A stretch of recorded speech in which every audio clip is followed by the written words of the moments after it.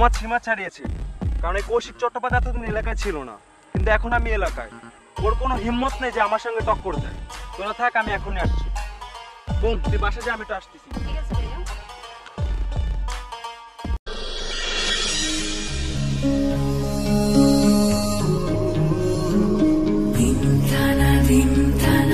আরে কি হয়েছে? ব্যথা পেয়েছেন? ব্যথা পেয়েছি। আমাকে ধরুন, আমি হেল্প করছি। বাই দ্য ওয়ে, আপনাকে ঠিক চিনতে পারলাম না। আপনি কি এলাকায় নতুন? আমি এই এলাকারই মেয়ে, ছোটবেলা থেকে ঢাকায় থাকি তো, অ্যাকচুয়ালি এই জন্য আমাকে কেউ চেনে না। শুনেছি ঢাকার মেয়েরা খুব কিউট হয়। আপনাকে না দেখলে বুঝতেই পারতাম না যে সত্যি ঢাকার মেয়েরা কতটা কিউট হয়। আমার লেট হয়ে যাচ্ছে, আমি বাসায় যাচ্ছি। থ্যাঙ্কস। ওয়েলকাম।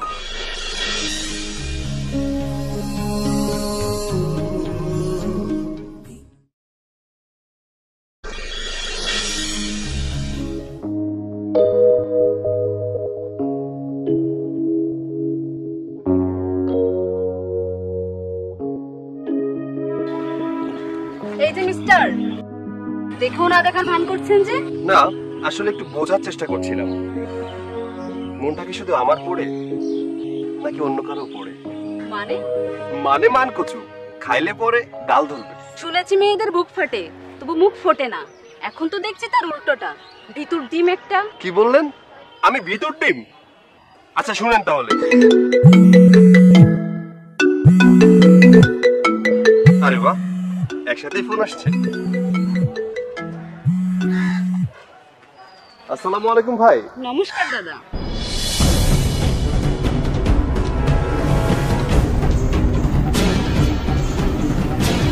তুমি হিন্দু? তুমি মুসলিম? নিশি, লাইফে এই প্রথম কোনো মেয়েকে আমার ভালো লেগেছিল। তোমাকে প্রথম দেখায় এক পলকে আমি ভালোবেসে ফেলেছিলাম। কিন্তু এই কেমন লীলা খেলা! তুমি হিন্দু, আমি মুসলিম, এটা কিভাবে সম্ভব? জীবন নাকি সিনেমাকেও হার মানায়, আজ সেটা আমার সাথেই ঘটে গেল। শত শত ছেলে আমাকে প্রপোজ করেছে, কিন্তু আমি নিশ্চয়ই কাউকে পাত্তা দেয়নি। তোমাকে দেখার পর থেকে আমি অন্য কিছু ভাবতে পারিনি, আর সেই তুমি আমায় মায়ায় বেঁধে ফেললে। তোমার নিষ্পাপ চাহনি আমি একটিবারের জন্যও ভুলতে পারিনি। এই মনে যত ভালোবাসা ছিল সব তোমাকে দিয়ে তোমাকে আমার করতে চেয়েছিলাম, কিন্তু ধর্ম তোমার আর আমার মাঝে বাধা হয়ে দাঁড়িয়েছে। আমার দাদা কখনো মানবেই না মুসলিম কাউকে, তাছাড়া আমাদের এই সমাজ থুতু ছিটাবে আমাদের দিকে। কিছু ভালোবাসা থাকে যা সবসময় গোপনে দুঃখ বয়ে বেড়ায়। ভেবে নাও আমাদের সম্পর্কটাও ঠিক তেমন। তুমি ফিরে যাও আর ভুলে যাও আমাকে।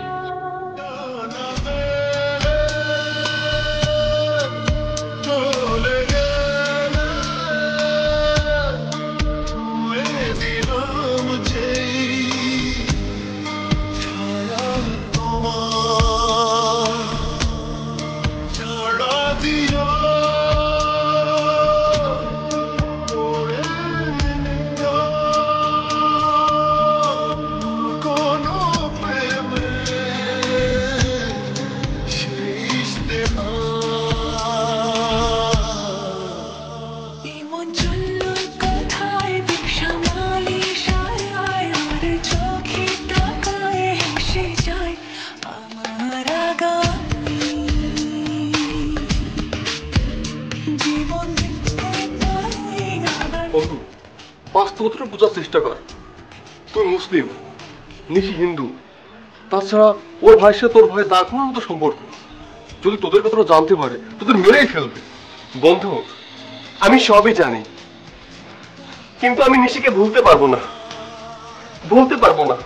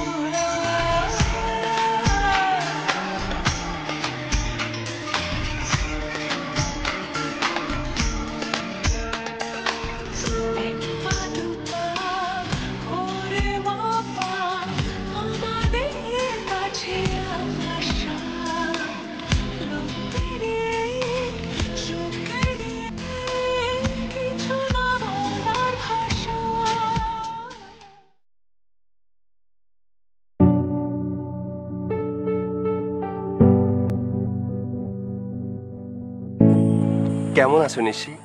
ভালো আছি। জানো নিশি, আমার এই মনটা না এখন আমার কথা শোনে না। একসময় এই মনটাকে আমি যা বলতাম তাই শুনতো। যদি বলতাম এটা কর, এটা করিস না, সেইটাই করতো। আমার মনে হয় নিশি, আমার মনটা অন্য কেউ চালাচ্ছে। মনে হয় তুমি চালাচ্ছ।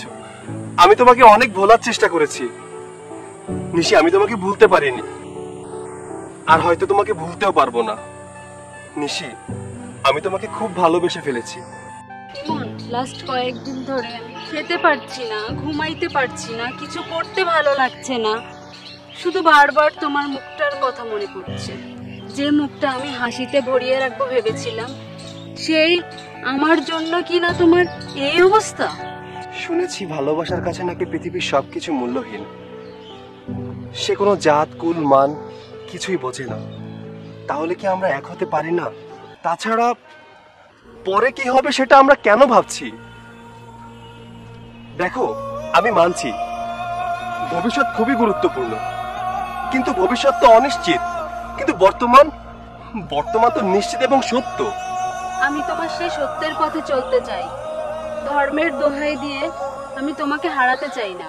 তোমাকে আগলে ধরে প্রেম ধর্ম নিয়ে বাঁচতে চাই। তুমি তোমার ভাইদের ভয়ে, সমাজের ভয়ে ভুলে যাবে না তো আমাকে?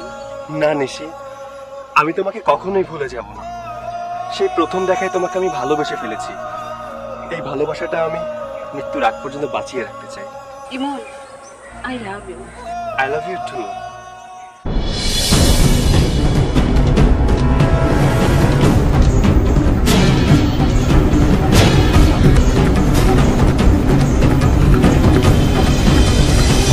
মুসলিম ছেলের সাথে কি করে? চল বাসা চল। ভাইয়া, ভাইয়া, আমার কথাটা কি শুনুন। তুমি চুপ কর।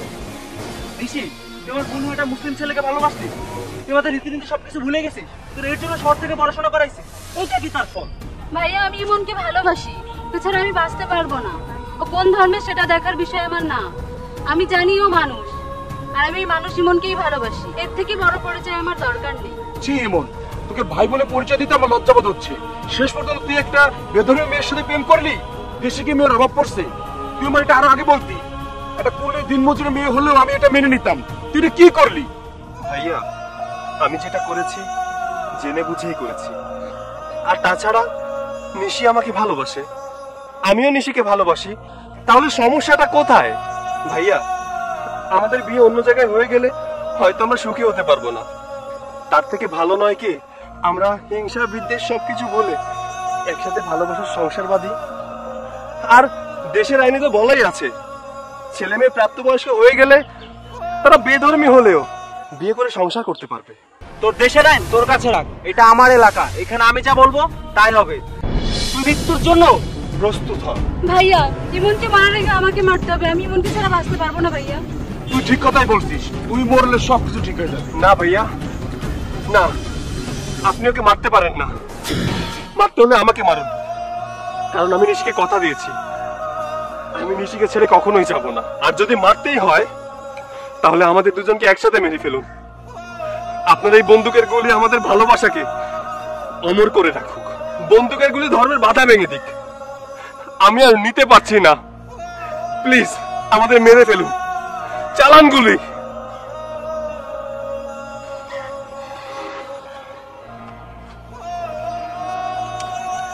ইমন, আজ আমার বুকটা আনন্দে ভরে গেছে। আমি সবসময় ভেবেছি আমার এই আদরের বোনটা আমি কার হাতে তুলে দিব। সে কি আমার বোনটাকে ভালোবাসবে? কারণে অকারণে আমার বোনের গায়ে হাত দিবে না তো? আমার ফুলের মতো বোনটাকে নিয়ে আমি সবসময় চিন্তায় থাকি। বিশ্বাস করো, আজকে তো আমার বুক থেকে পাথর নামাই ফেলছো। আমি জানি আমার বোনকে তোমার থেকে কেউ বেশি ভালোবাসতে পারবে না। আর তোমাদের পাশে কেউ থাকুক আর না থাকুক, তোমাদের সঙ্গে আমি সবসময় আছি। আমাকে তোর কি পাষণ্ড মনে হয়? বাবা মা মারা যাওয়ার পরে কত আদর যত্ন করে কষ্ট করে তোকে আমি মানুষ করেছি। কষ্ট কি জিনিস তোকে আমি কখনো বুঝতে দেই নাই। আমার সামনে থেকে অন্য কেউ গুলি চালাবে তুই ভাবলি কি করে? আমি সবসময় আল্লাহর কাছে দোয়া করি, আমার প্রাণের বিনিময় হলো আল্লাহ তোকে সুস্থ রাখুক। নিশি, তোমার প্রতি আমার কোনো আক্ষেপ রইল না। সবার উপরে মানুষ তো তাহার উপরে নাই। আমাদের ঘরে কোনো মহিলা নাই। শুনেছি যে ঘরে মায়ের জাত না থাকে সে ঘর আলোকিত হয় না। তাই তোমাকে শরীয়ত অনুযায়ী আমার ভাইয়ের সাথে বিয়ে দিয়ে আমাদের ঘরে নিয়ে আমাদের ঘরটাকে আলোকিত করতে চাই।